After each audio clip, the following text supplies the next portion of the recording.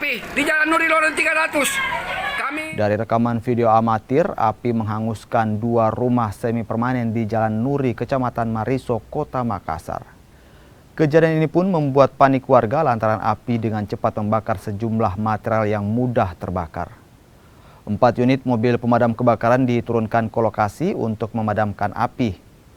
Untuk menjangkau titik api, petugas damkar harus melewati gang sempit. Api pun baru dapat dipadamkan 1 jam kemudian.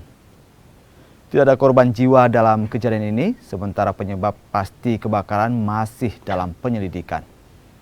Dilihat dari depan, ada 2 rumah kayaknya, Pak. 2 rumah ya? Iya.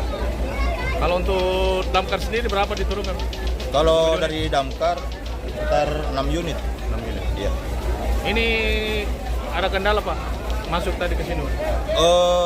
Masalah warga, Pak, kendalanya. Iya, cuma itu saja.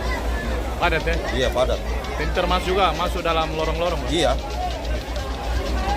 Untuk penyebabnya, Pak? Belum ditahu sampai sekarang, Pak, penyebabnya apa.